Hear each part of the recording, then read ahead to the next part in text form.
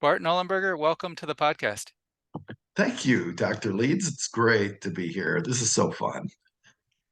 Thank you. So, Yeah, so you're a coach, and not just any coach, not like the kind of coach. I mean, you may be the kind of coach that a regular person can hire for personal coaching, but I know you do like coaching on a higher level, like corporate coaching and success sales coaching. But I know you also have a connection to the world of addiction recovery. So yeah, tell me a little bit about your background. okay, well, thank you again for allowing me to do that. We all love to talk about ourselves, right? Well, my story is one of it's curious, and what I mean by that is I grew up in Toledo, Ohio, a little town called Perrysburg, Ohio. Actually, my mom was a model, my dad was a car dealer. They were socialites in an upper middle class neighborhood.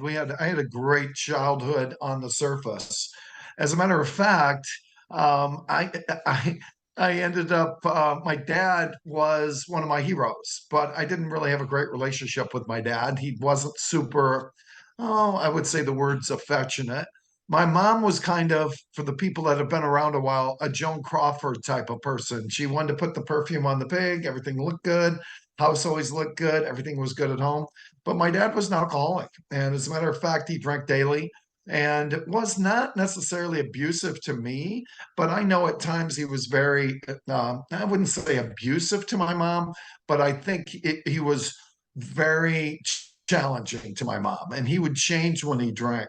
So he would start drinking at noon, then come home at 4 o'clock from his dealership, and then sleep for about 2 hours, and then start at it again. And of course, as a youngster, I didn't see that, right? Everything's perfect. We had money, we had boats, we had friends. And then somewhere in that period of time, I saw a few of his friends come over drunk, and I thought, oh, that's interesting. And I was home alone a lot. And I just really, doctor, wanted attention through this period. I can tell you that from when I was very little, attention was very important to me. And I like to say I had ADD, but not just in terms of focus. I had ADD, attention deficit disorder, because I wanted somebody to notice me. And that was every bit of therapy I've done went back to the root of when I was a child and didn't get picked up or didn't get held. And again, it's curious to me because I've heard a lot of worse stories, but I was longing for that. So because of that, I always wanted attention. I always wanted attention from girls when I was young. I wanted attention from my parents, but didn't really get it. At about 13, I started getting curious about this thing called alcohol. And at 14, I poured a goblet of whiskey and a goblet of vodka, and I chugged both of them. And I walked downtown to our what's called the Beehive in Perrysburg, Ohio. And I chuckle only because of the the seriousness of it all. I walked about a mile and a half, and obviously by the time I got to the Beehive, which is a student center, I was lit up. But for the first time in my life, people listened to me and laughed at me, I thought. And of course, they were laughing at me, not with me. That night, I got driven home by a friend, and I stumbled in the front door, and my parents were sitting on my bed, and they laughed. But that wouldn't continue because I ended up wrecking 5 cars in high school. I drank all anytime I could. And doctor, I was a different person when I drank. And you hear that all the time on here. I was just different. And it it healed my low self-esteem. It made me feel like I was somebody better and somebody different. And I never wanted to be me. I always loved sports and I was a lousy athlete. I got accolades a little bit from swimming. I was a pretty good swimmer, but I really didn't like swimming much. I loved basketball and I was terrible. I tried out 5 years, seventh, eighth, ninth, 10th, 11th, and 12th. I never made the team. And I got my self esteem from that. I got my self worth from that. I didn't get it from my parents. They didn't tell me how great I was. I tried to get it from others. I was bullied. I had a lisp. I had a big old nose. I had a crooked ear. And I felt that I was picked on a lot and I didn't have any friends. So I'm sure a typical story for a lot of people. I wasn't abused. I wasn't beat up. I had loving, loving, loving grandparents. And, but for some reason, chose to mask it all. And I was and I hate to say this because I don't think I have said this like this before. I was a quintessential car salesman in the making. I mean, I was just full of it. I was charismatic. I could say anything, and I would think that you would believe me. So from that, I went 1 year of college and was on the swim team, but never swam because my grades were too bad. And I floated off to Hollywood, Florida, and lifeguard on the beach for a year, but I got fired for drinking. Then I came back to my dad dealership, and he suggested selling cars. I did that, and I was lousy. But eventually, one day, I met a guy, and his name was Frank. Now, Frank was one of my dad's friends. He was a car dealer. My dad didn't want me to work for him. He wanted me to go work for somebody that gave more training. But when I worked for Frank, Frank Kistler was kind of my what I would say John Wayne. I mean, I always pictured him having a white horse and a big old hat. I mean, he was my hero. And Frank, for the first time when I was with Frank, when the first time I saw him in a business setting, he said, "I believe in you." Well, I thought, really? And from that, just that little bit of believing in me, I ended up being the top salesman at his dealership. And he came up to me afterward, took notice, came up and said, "Bart, I'm so proud of you. Nobody had ever told me they were proud of me before." Now, they probably were, but I never heard it. But that's what he said. And in that moment, I felt valued. Now, he told me, "I'm going to tell your dad what a great job you're doing." Remember, I'm always chasing my dad's affection, even though I wasn't really close to him for most of my years. But I was so excited for my dad to hear it from Frank. Unfortunately, 2 months later, my dad died of alcoholism. And he had actually his fourth stroke brought on by alcoholism. And at that stage of my life, was closer to him than ever. I spent 2 days with him, next to him by his bed, but I lost somebody that I had really subconsciously been a mentor to me. And at that point, not that long later, my grandfather had also died. So I lost these two men in my life. My grandfather being more the mentor, more of the confidant, more of somebody that I would lean into than my dad. But I had this picture of my dad because he was my dad. So right after that, that started a path for me of my drug addiction, and it started the path of trying to be successful in the car business. And I hated the car business, but I chased my dad's approval for decades because I wanted him to be proud of me. I wanted to be just like him for whatever reason. Long story, I'll try to get it a little bit more condensed here. But what happened in that journey was I found alcohol on a whole new level, and I found cocaine. And from that, I drank every day. I found acid. I found anything, Dr. Leeds, that would get me from here to there because I didn't like here. I didn't like me, and I didn't like the journey that I was on in the moment. I wanted to get to there, whatever there was. I had goal sheets around me. I studied success. I studied Jim Rohn. I studied a young Tony Robbins. I studied anybody on success, because I didn't like me, I hated me.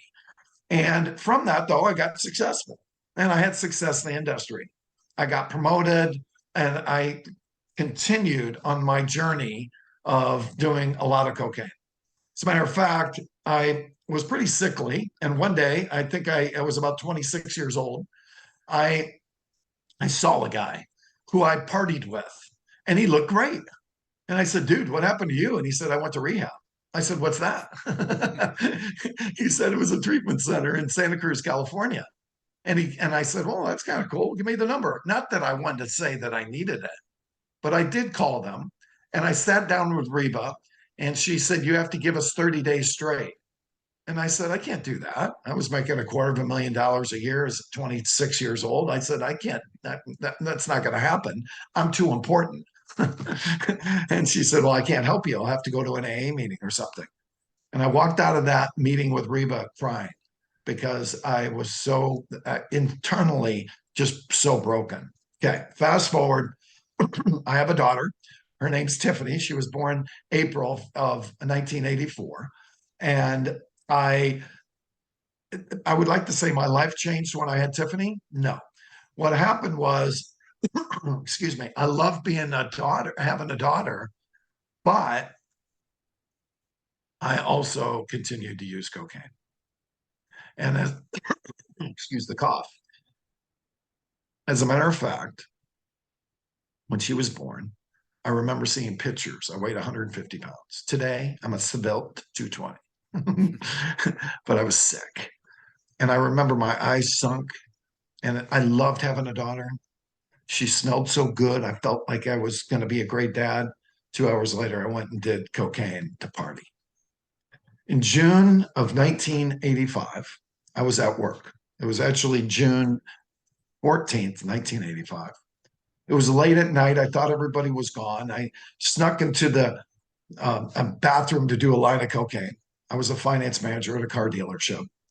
And I thought, because I thought everyone was gone, I was pretty open about it. But in came my boss behind me, and I tried to hide it, but I knew he saw me. The next morning, I walked into work, and he said to me, Bart, we need to talk. And he proceeded to fire me.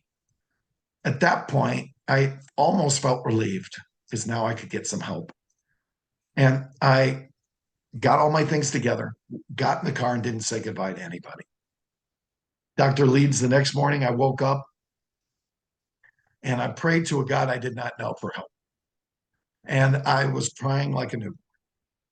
And then I got this intuition, call it the universe, call it the grand overall designer, call it Jesus, but I got an intuition.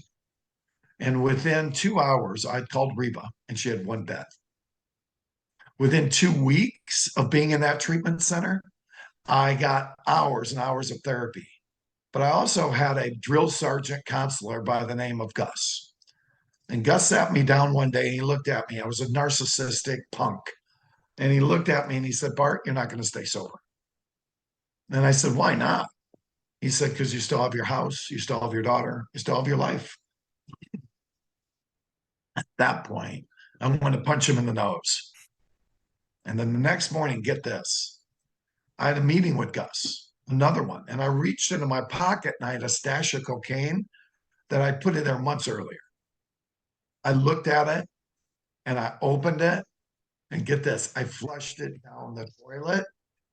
And I said, take that, Gus. 2 weeks later, I graduated. And today, by the grace of God, and I do believe, I'll tell you about that as we go, by the grace of God, one day at a time, I have 13,862 days, I think, of sobriety. I have 37 and a half years. The numbers might be a little off. One day at a time from drugs and alcohol. And I would like to say, hey, man, it worked perfectly. Life was great. I went to a lot of AA meetings. I got a sponsor. I got accountability partners. I did 90 meetings in 90 days. It got me momentum. I did the steps. I did what I was told. And I didn't walk into bars, and I got rid of all my old friends. And I stopped putting anything in my mouth, anything that would lead to me relapsing. See, when I went in, I didn't think I was an alcoholic. I knew I was a cocaine addict. But when I got in there, I realized you don't wreck 5 cars if you're not an alcoholic. You don't drink every day if you're not an alcoholic. So I realized that I was indeed addicted to alcohol. And I realized in my journey, the one I was on, that I couldn't touch it again. And that's why I've gotten 37 and a half years, because I made the decision to change my life. Unfortunately, I flipped addictions. And my addiction that I flipped was based on my being a narcissistic pig. And I had a pornography and sexual integrity issue addiction. And that went on for a long, long, long time. And I finally got to the point where I hated it so much that I reestablished meetings. I went to a program called Celebrate Recovery. I got a sponsor for that addiction. I went to meetings for that. I had accountability partners. I journaled. I went to therapy. I spent time in solitude. All of that journey led me today where I have some freedom from that as well. It took a lot longer than drugs and alcohol, but I've got to tell you today, Dr. Leeds, I have peace. And I've got a podcast called Keep the Change, and I talked about going from the pit, which was that brokenness. Yes, it was the brokenness of being 150 pounds in a rehab center, but it was also the brokenness of almost losing my marriage because of the fact that I couldn't stay away from attention grabbing. And the result today is I've got freedom from that. And I've got awareness of that. And I make my story clear to others so they know there's peace at the other side of the pit. And I'm really proud of that. Today, I can tell you that Mary and I, my wife of 8 years, who, by the way, between Mary and I, we have 10 kids and 12 grandkids. We are so blessed. Today, by the grace of God, I have an incredible family. I've got an incredible wife. Her and I do ministry together at a program called Celebrate Recovery, which we started at our church in Chandler, Arizona, about almost about 12 months ago. Not quite, but we've been working on it for about 5 years. And I will tell you that the spiritual part of my journey, not everybody listening believes this, but it is my belief. I'm a person of faith. I was raised Unitarian. And what that is, I have no idea. But when I became sober, all I knew is they told me step one, admit you're powerless and your life had become unmanageable. I did that. Step two, come to believe in a power greater than yourselves could restore you to sanity. I was insane. I was nuts. I couldn't stop doing my addiction. I couldn't stop chasing women. I couldn't stop using drugs and alcohol. I couldn't stop. And I realized a power greater than myself would restore me to sanity. I didn't know who that was, but I prayed to something. And step three, came to believe. That made the decision to turn my will and my life over to the care of God. Well, I knew that in theory, but I didn't always do it. But today I get it. 10 years after I got sober, doing steps, getting on my knees every day, having a sponsor, doing what I was told. 10 years after I got sober, I ran into a church. And again, I'm not, it's my belief. It's not everybody's, but I know what I know. And I drove by a church every day in Santa Cruz, California. It was called Santa Cruz Bible. And I thought they have nice cars in the driveway. And I thought that's got to be a cool place to go because my money was my God. And I drove in, I heard a guy named Chip Ingram talk. And from then, God touched my heart. Jesus pulled me in. I had no reason to follow Jesus. My parents didn't, but my grandparents did. And subconsciously and through their prayers, I believe that's why I'm here right now. And that journey started 10 years after I got sober.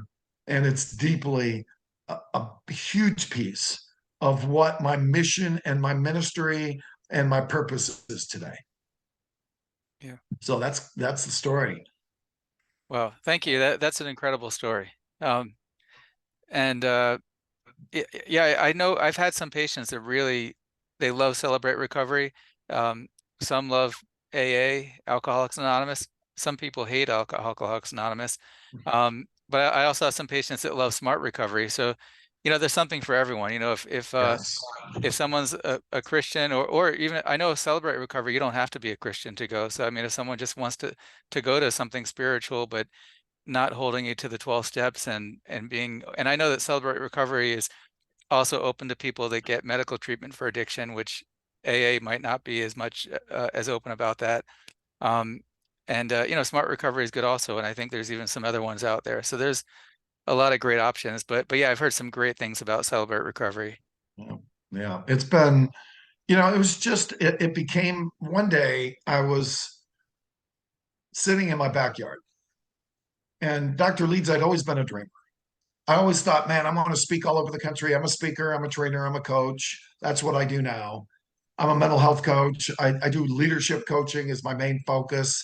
I help companies, yes, their leaders become great leaders, but I also help men become great leaders at home and in their marriages and in their journeys. It's my mission. But anyhow, as I'm out there, I got that intuition to start this Celebrate Recovery.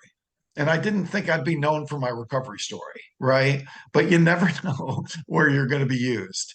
There is a saying that who much is given, much is required. And I hope that I'm listening to that and being the best conduit to somebody who's watching and said, man, if that guy can do it, 5 grand a month cocaine habit, acid, all that. And today I can say I've got that kind of freedom. You can do it. Yeah.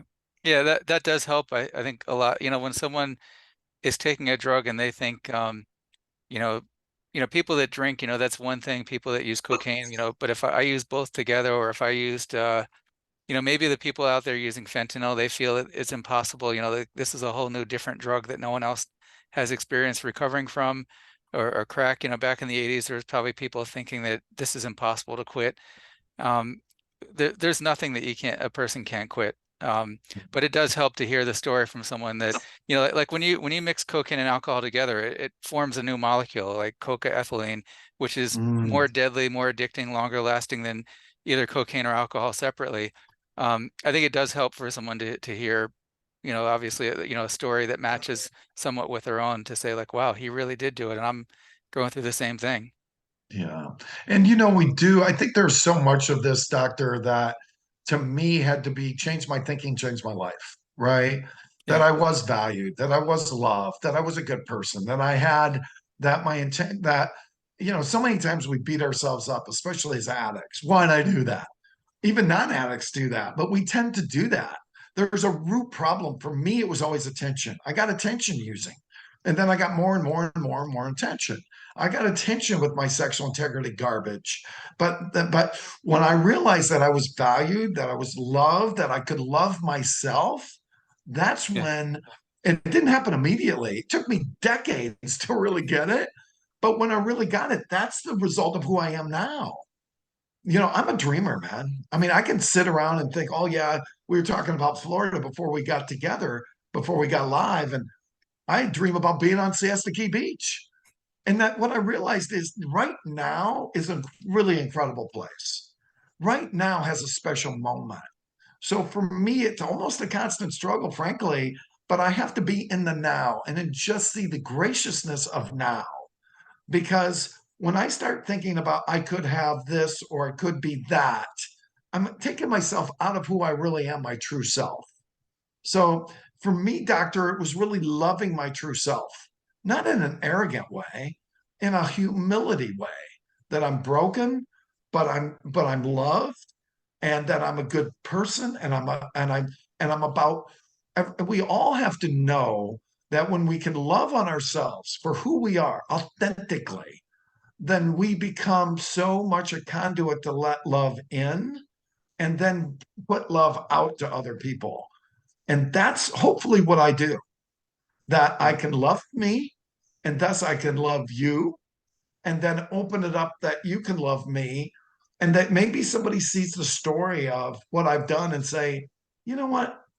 He came from a business world and now he's talking love. He comes from a business world and now he's talking about serving people at a big level. He comes from a business world and he's talking about humility and grace. You know what? Every leader I work with has something going on, right? yeah, Either they're mean to their wife or they kick their dog or they're drinking and that night or they're doing fentanyl on the side, whatever it is. They all have something. We all have something we want to work on. And when we get that we're all hurting and that we get that the experience that you have that you can help others with, that I have that I can help others with, that's our true north. That's where I have the biggest impact. But I will say this and then let you go. I've got a buddy of mine in my Celebrate Recovery who was on the street 2 years ago with fentanyl under a bridge. So he's just the one, he's on my leadership team. So I bring him up, but he's going to be the leader of this Celebrate Recovery, the leader in our position within a year or two. And I will tell you that it's a perfect example, like you said, of getting to the other side. We can get through this, but whatever we choose to do in terms of recovery, we have to make sure that we stay consistent with it and commit to it, right? Those two words, commit and get consistent and communicate with people around us, like communicate with an accountability team, have a who team around us of brothers and sisters that will listen to us, that we can talk about it, that we can be true. We're only as sick as our secrets. So commitment, consistency, communicate are a huge part of being all we can be on this journey.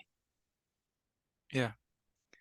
Yeah. And I like the play of words with attention deficit disorder, that ADD, that that the condition is about a person not being able to focus and not having attention themselves. But I like the how you kind of flipped it around, that you had attention deficit, that you needed attention from your family growing up and you weren't getting the attention that you needed. And I think sometimes people don't realize that that's a form of trauma, and maybe even in some cases abuse, that maybe the parents are self-focused, maybe they're narcissistic people, or maybe they're focused on their own careers, or doing something, and they don't really they don't, for whatever reason, they don't give their children the attention they deserve, and that can, I mean, that can kill a baby. That was actually a story, and that there was a movie on, it was called Old. I don't know if you saw that, like where these people go on this beach where they age really fast. So a weird movie, but there's a scene where the girl has a baby and the baby ages really fast and it suddenly dies. And they say, well, the baby died because things happened so fast it never got enough attention. It just died Ooh, from lack of attention. ooh, Nobody touched the baby or held it or anything. But this all happened so quickly because of the weird thing in the movie, how things were moving so quickly. But yeah, if you put if a baby's born, you put it down and hook it up to nutrition, but nobody holds it or gives it attention, or plays with it or talks to it, it'll die from lack of attention. And kids mhm. go through that. They suffer. It's traumatic. It's abusive for kids not to get the attention they need growing up. And that's so a person could grow up in a really wealthy home, appearing from the outside to have everything in the world, every advantage in the world, but you need to have attention and love from your family. Yeah. I think you said it so well, and thank you for that. You could grow up with narcissistic parents. And I love my parents, right? My dad and I weren't close, as I said, and I did go through a lot of therapy about my dad. But get this, this happened. I was previously married, and I looked one day. I went to a therapist, Dr. Brian, in Washington, and I sat down with Dr. Brian, and I was just in trauma. And I was in trauma, frankly, with my sexual integrity issues. I just couldn't break them. And Dr. Brian said, we need to get to the root of this. So he said, I want you to do an intensive program. You'll appreciate this. And he said, and I said, what's an intensive? And I always tell people, be careful if your therapist tells you you need to do intensive, right? So Yeah. don't do it. But I said yes because I wanted help. I was broken. Get this, doctor, he had a cabin in the woods. And it was really not a cabin, it was a shack in Oak Harbor, Washington. And it was on an island. It was about 15 minutes from his office and about probably 10 minutes from where I lived at the time. And he said, you're going to go in the cabin for 30 days off the grid, and you're going to take a Bible, pens, and paper, and that's it. He was a Christian therapist. And he said, you'll have enough food in the refrigerator for 30 days. No human contact, he said, except for me. So I would go to his office at 8, meet with him till 9, head off to that cabin for the 23 hours. I couldn't go anywhere, right back to the cabin. And on weekends, I was there 24 hours by myself. And what he had me do, first of all, and I read all the New Testament in that. I was kind of young to the faith, but I read all the New Testament. But what he also had me do is he said, I want you to write. And there was a fireplace and a small round table and a real skinny bed and a shower or a bathtub and the little kitchen, and that's it. And it had cracks in the walls where the wind would blow through the side. It was just not fun. But I started writing. He said, the first thing I want you to do is write to your mama. Now, my mom died at 97, and my mom and I were very tight when she died. In the last 10, 15 years, I mean, she's my hero. And I wrote about her, though, because, she was a socialite. She was a model.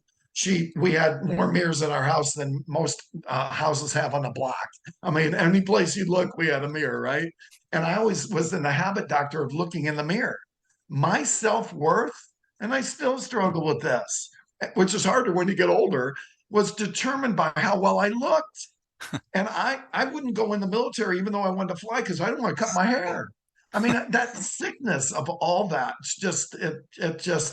I'm almost ashamed to say it. But I wrote about her, and I wrote about her narcissism, and I wrote about her not being affectionate, and I wrote about for 8 days I'd write, and then Brian would say, "Okay, do it again," and then I'd go back to the cabin and write, and he'd say, "Do it again," and then I'd write, and he'd say, "Do it again," and finally, after 8 days and a lot of therapy on this, he said, "How do you feel?" I said, "I feel good. I love my mom," and it did change everything. Then he said, "Great, now write about your dad."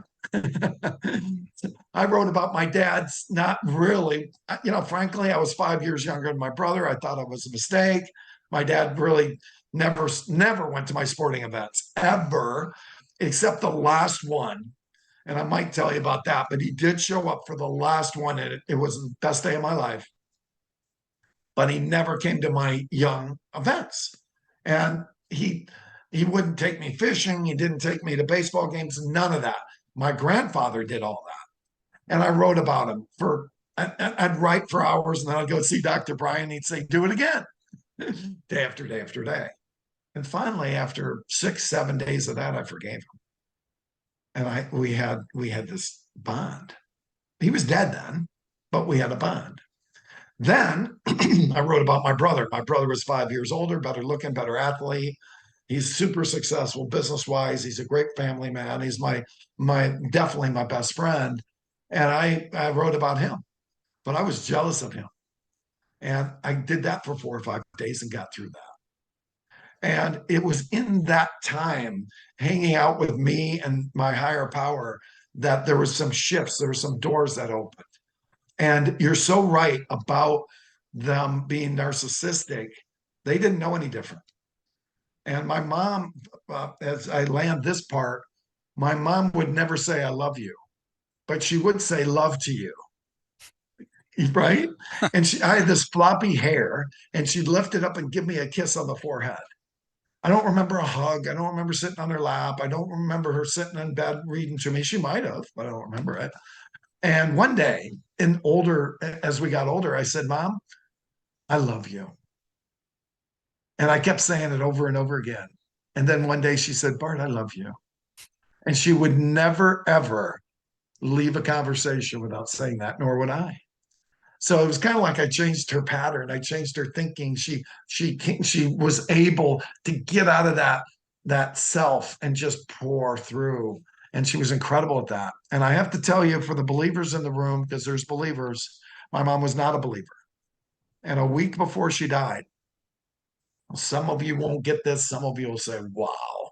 A week before she died, I did the believer's prayer over her after trying for years, and she came to Christ a week before she passed.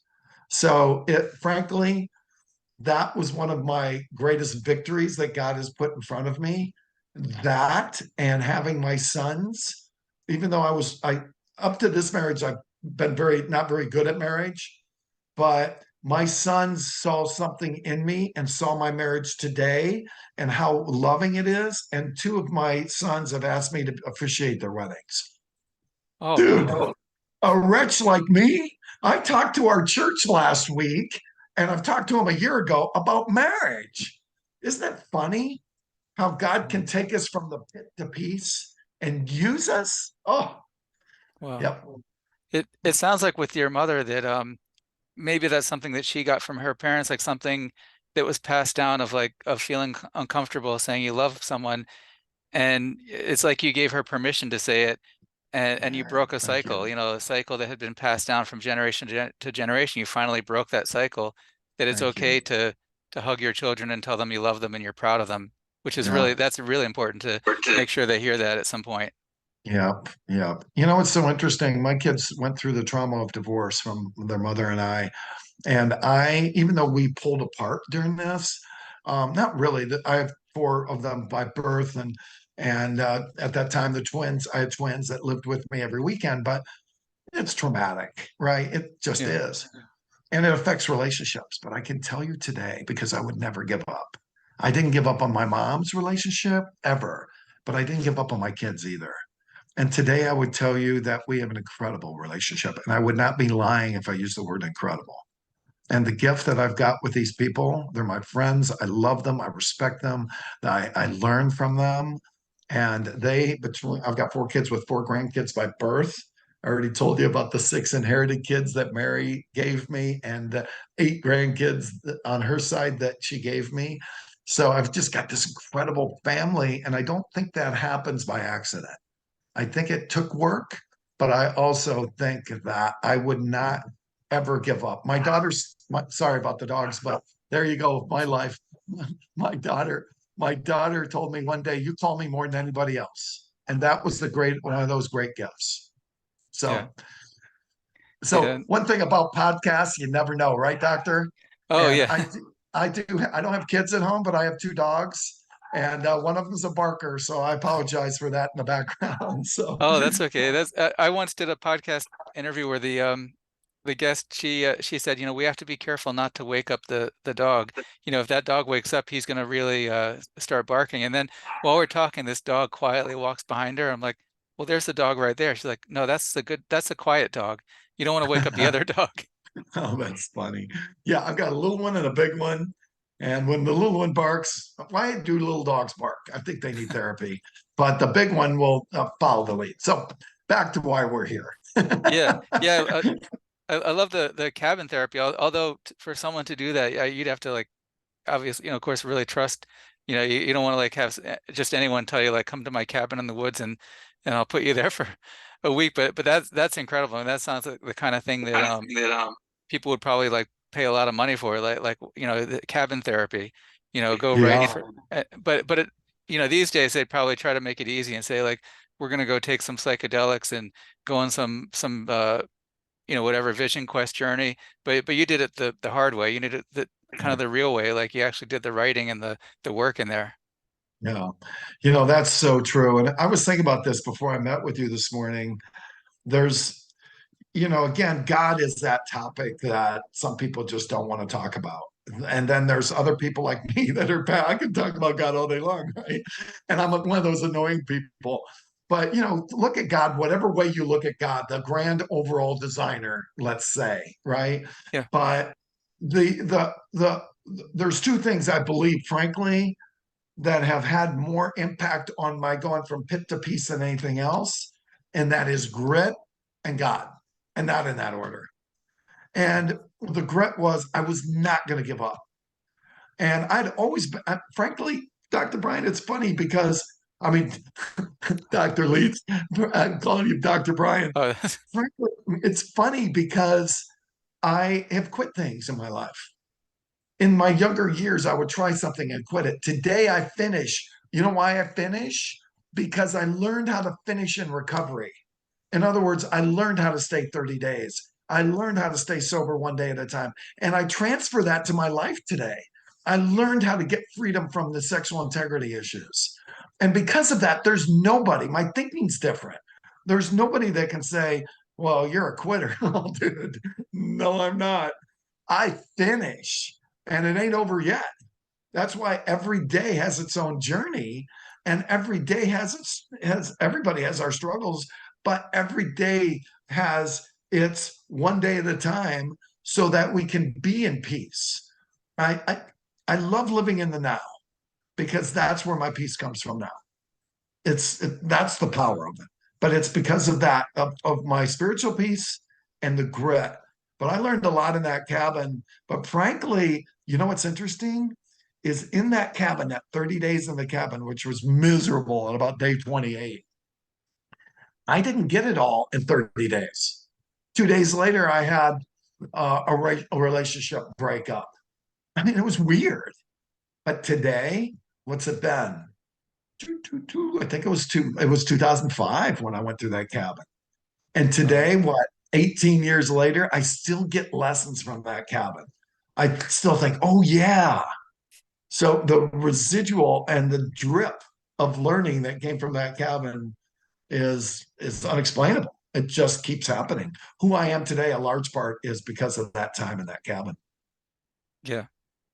Yeah. That's That's incredible, and that would, if people can find some equivalent to that, a safe equivalent, trust with someone trusted, maybe not that exact experience, but there are experiences like that, that life changing that come back to you, and exactly like what you said, you might not have realized all of it at the time, but you look back on it, you're like, wow, I just learned something new that I didn't know that I had learned then. Amen. So true. And I don't, you're a learner. You don't get to where you are because you're not a learner. And I found that, I'm not an academic. I just barely got through high school and 1 year of college. But I spend every day learning and studying me, studying leadership, studying thinking, studying how to be a better Bart so I can be a better servant to those people that I come in contact with. And it goes back to that grit. I will not give up. I'm in a journey where many people retire, and or a space and time when many people retire. And for me, it's a whole new journey.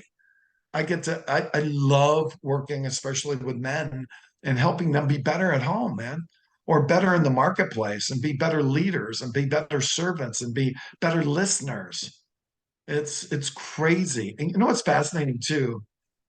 I have a podcast I told you about, but as a podcaster, I've learned how to listen, and you get this because you're good at it. I've learned how to listen so much better. I've learned how to ask better questions with no intentionality, so much better. And so I take that podcast experience and it's worked in my coaching experience. Isn't it so true? Oh yeah, yeah, it's incredible. It's like first you get to talk to people you would never talk to, because without podcasting, why Exactly. would we be talking otherwise? Like, I'm just going to call you out of the blue and Exactly. say, tell me your story. Um, Yeah. yeah, yeah. I Dude, mean, I'm an ex-car salesman. Why would a DO talk to me? Right. But the friendships that we get from this and the richness and the way we fill each other up, even in little ways. I mean, you'll fill me up yeah, in bigger ways maybe than I'll fill you. But the reality is the richness of that and whatever we can do to connect. This to me is just I love doing this, not about the yeah, reward, but the journey, the experience of getting to know you and be able to do this. It's so powerful to me.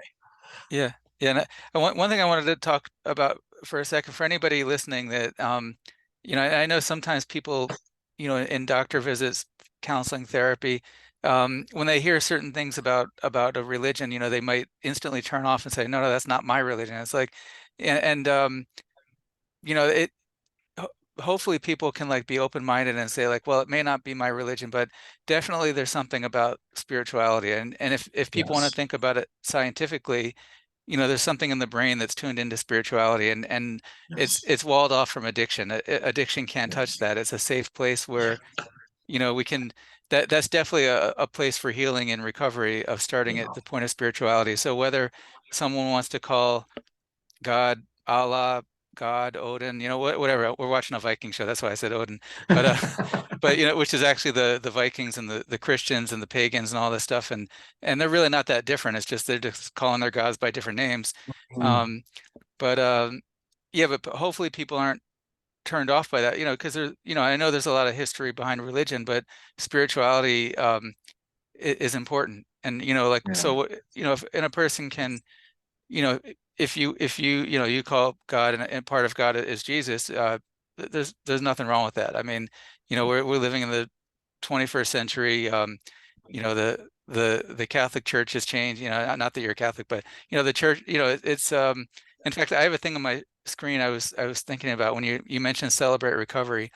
And I was thinking, and you said something about founding. I guess you founded a chapter of it. I was thinking for a second, did you found the whole thing? I got to look this up. Are you the founder of No, Celebrate? no, no, So, no. so I was looking it up, and I see it's Rick Warren was a co-founder Yes. with another Yes. guy, and then I'm like, didn't Rick Warren write some book? And I look up the book, and then it Yes. reminded me there was that story from the news of that woman who was like some killer was going to kill her. This kidnapper guy was in her house and he was going to murder her, and she Yep. started talking about his book, The Purpose-Driven Life, and Yes. it saved her. That he I guess read the book with her and somehow convinced him not to kill her. And I don't know if Mm, I'm saying the story right, but then the news outlets were interviewing Rick Warren. But yes. I mean, there's something to that. Like, something happened there. This woman's life was saved, and she Yeah. wasn't trying to sell the book. She was just saying, I read the book, I love it. This guy wrote a great book, and I shared it with this other guy, and he didn't kill me. Isn't there's so many nuggets there, is there? Oh my Yeah, gosh. So think about it, folks. As you're listening, just go buy that book and have it next to your bedstand in case somebody breaks in. We're kidding, yeah, but there is something about that. Isn't and I have to be clear. When I got sober again, I was broken. I was a new ager. And that doesn't mean I was broken. I was looking for what where spirit was, right? I'd sit on a lifeguard stand. I lived in Santa Cruz, California, and just pray to something. I just didn't know who I was praying to. And the first 10 years of sobriety, that's what I did. I look, listen to the steps. See, the steps, frankly, are the best success principles in the world. Step one is admit. I mean, listen to that. When you and I admit that there's such power in that. Step two came to believe. Now, as Dr. Leeds said, that could be a number of things. For me at that time, I didn't know what I believed, but I believed there was a higher power that came to believe that a power greater than me could restore me to sanity. Dude, I talked to that higher power all the time. I didn't know who it was, or she, or it. Didn't know. Didn't know if it was a cloud in the air. Just threw it out there. And step three made the decision, is what AA, NA, and all the other A's say, to turn our will and our life over to a power greater than ourselves. I mean, dude, when you and I can make that decision to say, here you go, that was the start of recovery for me. I realized I couldn't do this on my own 1 second at a time. But when I gave it up, gave it away, and did what I was supposed to do, that's when the slow drip started to happen. So thank you for saying that. Again, I didn't pick this journey. It picked me, as strange as that sounds. I picked recovery. I picked going to that rehab center, but I didn't pick going to that church, right? I didn't like Bible thumpers, and I didn't know how to say these and nows. And I couldn't have gone to a church if there was these and nows and hymnals going on in booths. I went to one where the pastor was hip, the music was rock, and I felt like I was at home. That's what I needed. But here's the deal. I have 4 kids. They don't all believe what I believe, but they all love. yeah, And they're massive love about love. And that to me is the message that they're so good at sending. And that no matter what we look at, it's all about love. It's all about, again, loving ourselves, loving our neighbor as ourselves. And also with that loving of ourselves and loving others, that's when we can make a huge difference on this planet, man. You and I get that everything that you and I get in trouble with is we don't accept other people and we have high expectations, right? So if I expect something of my neighbor to keep her dog off my lawn, then I start getting angry about that if I can't accept it. But acceptance and expectations have been the key to me and my peace. I think it's page 407 in the big book of Alcoholics Anonymous says, acceptance was the key to my sobriety. It was the key to my peace. Unless I can accept people, places, and things as exactly the way they're supposed to be, I cannot live in peace.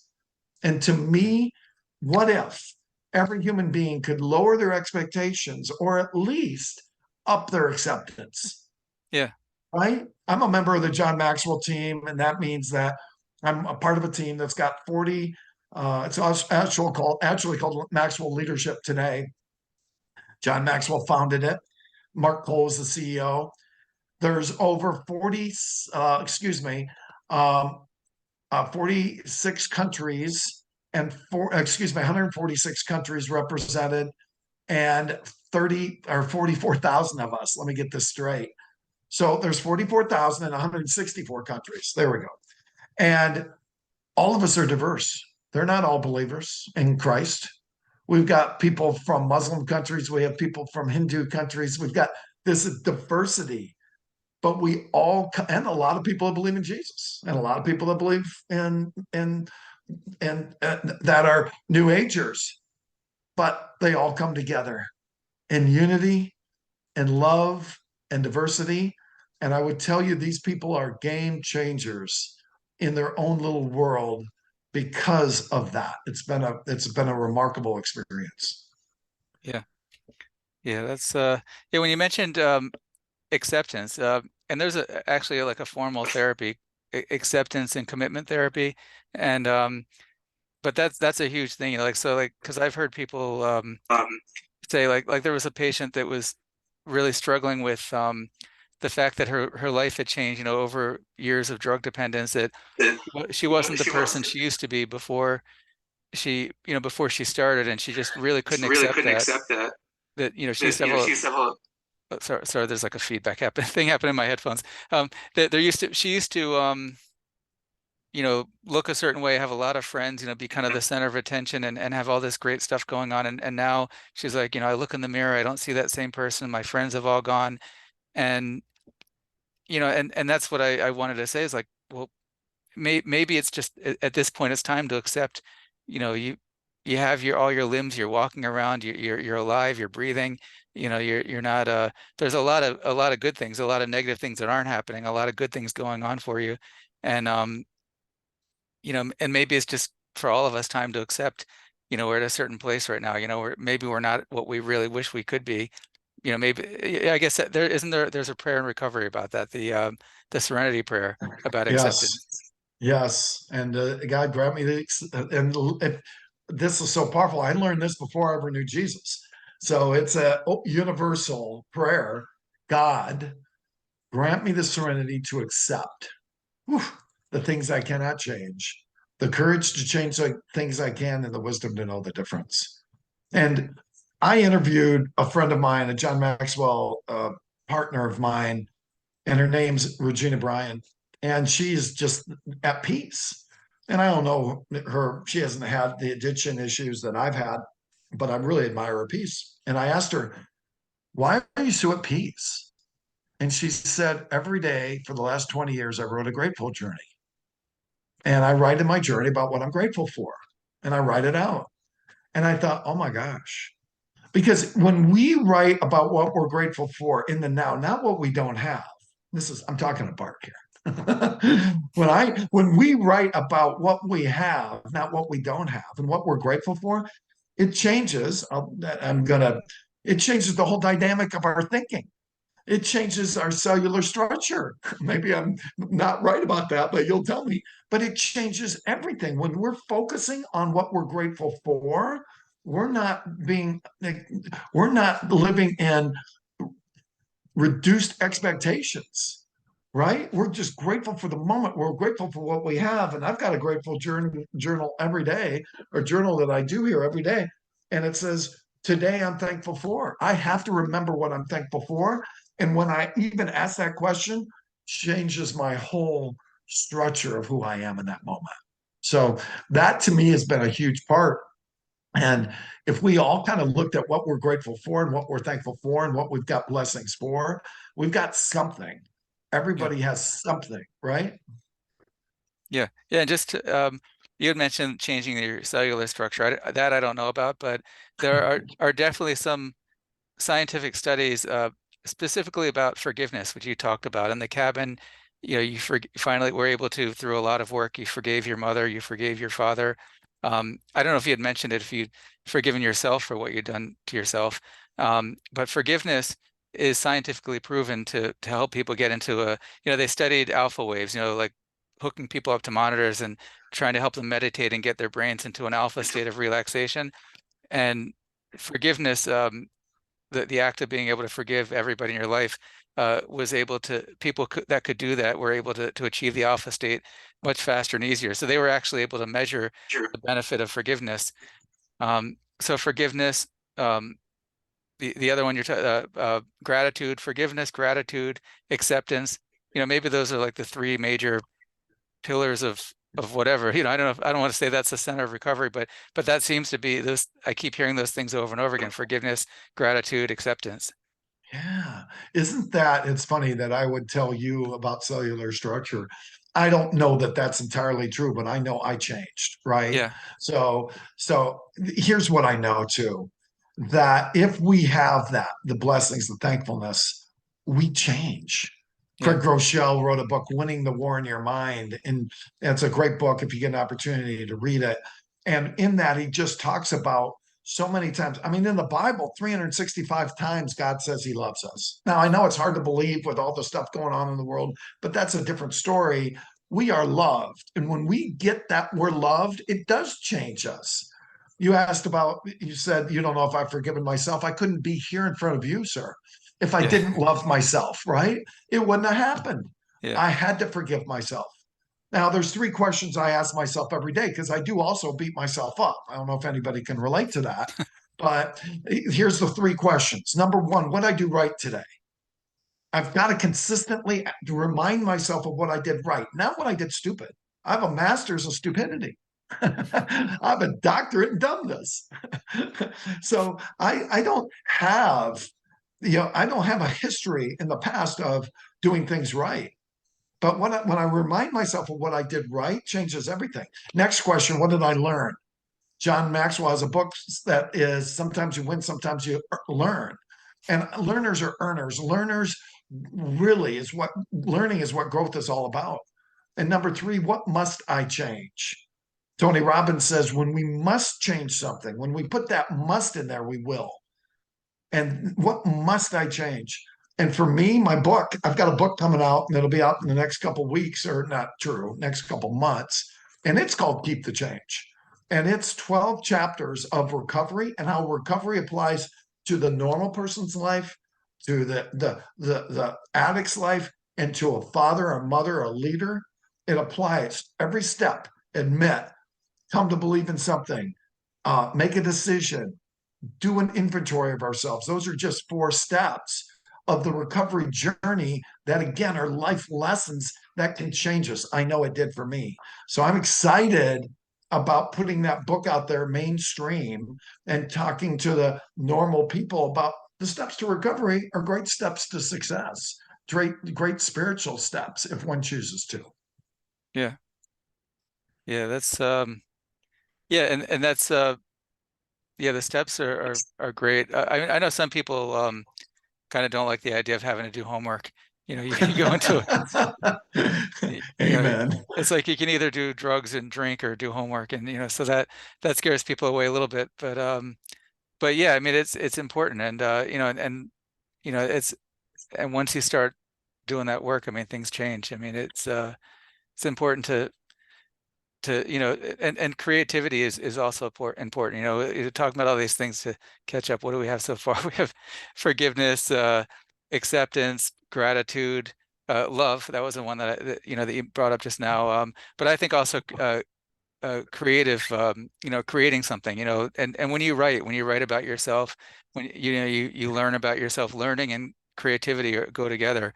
You created a book, you created something that didn't exist, and now you're going to put this thing out in the world that now suddenly there's an incredible book that is going to resonate with some people. And someone that thinks like, oh, I don't want to have to do the steps and the work and writing and working on myself.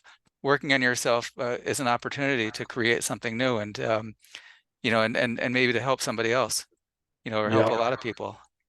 Well, you and I you get it because you're very disciplined in your studies. I get it. I wasn't very good in school, but I've learned to be a studier outside of school. But what I really know too is that, sometimes I got to get uncomfortable.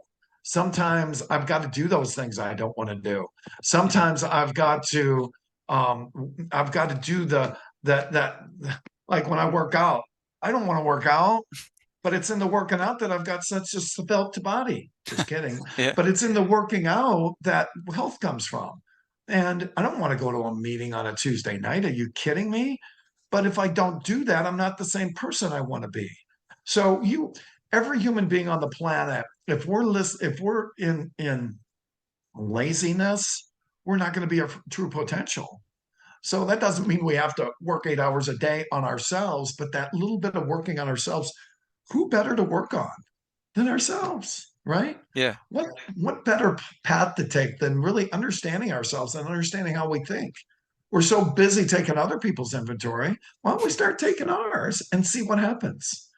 Wise man once said, insanity, we've all heard this, is doing the same thing over and over and over and expecting different results. I coach people, I sponsor people.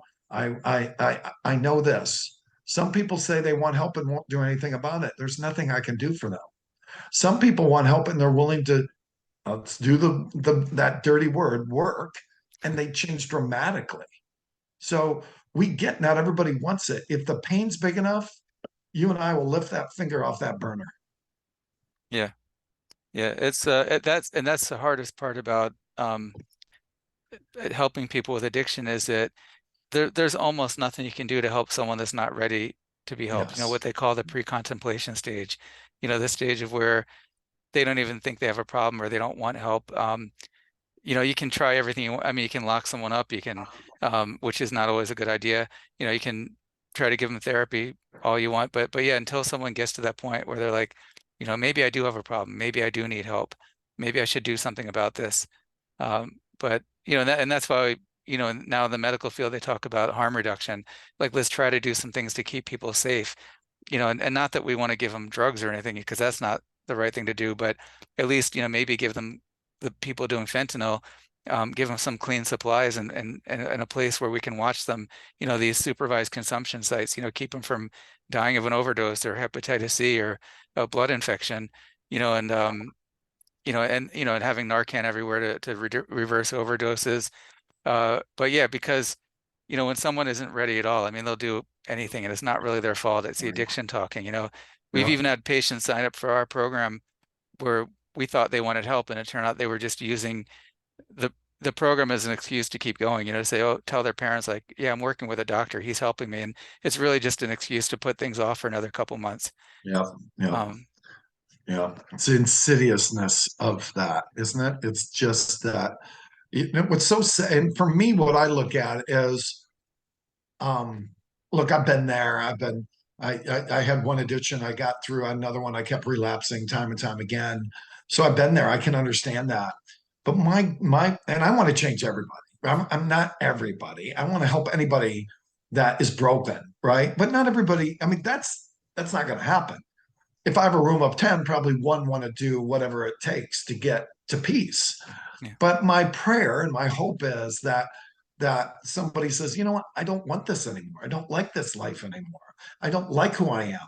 And you and I have seen millions of people that have gone from brokenness to just massively successful in the world terms or in God's terms because of the fact that they made a shift. And that's my prayer. When I get in front of somebody, I pray that they've got something that says, man, I can be better than I am now. I don't have to be this way anymore. yeah. And just to finish up, one thing, you've mentioned that you're very good at sales, and I saw on your website the list of people that you follow that you've learned from over the years. Great motivational speakers and coaches, and one of them was Zig Ziglar, who I really like. I used to listen to some of his recordings, and he tells great stories, and he's all about helping people to become better salespeople. Yeah. And and I think he says at one point that that selling isn't just about going out and selling a product, for your job. It's about selling your family on things that are good for the family and selling yourself on things that are better for you. Convincing yourself that working out is important, even though you don't want to do it, or eating healthy is important. Um, so yeah, I mean, maybe if that might be a good skill for people that want to help other people become a better salesperson, of being able to sell recovery, of saying, I know you're not ready for this, but let me tell you how great things are. Let me try to sell you on why you might want to consider doing this. Yeah. Zig Ziglar is my favorite quote. You can get anything you want. And if you think about that for anybody, no matter how broken you are, you can get anything you want if you help enough people get what they want. So it's giving it away is where you get it. And, I think everybody's a salesperson. Sales is servitude. Sales is influence, but it's influence. Good salespeople influence with integrity. But a mother that's telling her kid, trying to teach a baby on how to use the bathroom and not the diaper, they're salespeople. Yeah, A father that's having their kids come to dinner and turn their phones off. We're all salespeople. We all influence in some capacity. And I don't like being called a salesperson. Sometimes that's a dirty word, but I'm a servant who likes to help people get what they want. And Yeah. that's what I believe. And that's my mission. And the time in sales have given me skill sets to help people do exactly that. Yeah. Yeah. Yeah. There's nothing wrong with sales. I mean, maybe, of course there's people that sell products that aren't very good products and maybe they shouldn't be. But, but I mean, yeah, if you're selling, selling recovery and living a drug and alcohol free life, I mean, that's definitely a great product. Yep. Don't, Amen. Amen. Yes. Yes. It really is. And I didn't think I'd be doing this. I thought I'd be selling seminars or doing speaking on stages in front of 50,000 people, but that's not what my mission was. This is what my mission is. And I'm so excited about this book. Who knows? I could sell 2 copies, but I believe that's a game changer. At least it will be for somebody, right? Sometimes yeah. if we have a room of 900, one of them wants help. I'm looking for the one. Yeah. Yeah. Just like Rick Warren's book saved one woman from a killer, your book could be sitting on someone's coffee table or by their bed, and they may open it up to a random page and read something that saves their life. Or they may read through Amen. the whole thing, and Yep. that your book could say, if it saves one person's life, it's done its job, and hopefully it Yeah. saves a lot of lives. Well said, doctor. Thank you for that. That gives me hope, right? That's Yeah, absolutely good. definitely. So yeah, Bart Nollenberger, thank you again for joining me today. You're so welcome. If anybody wants to reach out, go to bartnollenberger.com or you can go to Bart at bartnollenberger.com and you can email me. I'd love to spend time with you, get to know who you are and see how I can help you on this journey. And it's not a requisition for business. It's a requisition to hear your heart. And I'd love to serve you any way I can. Thank you.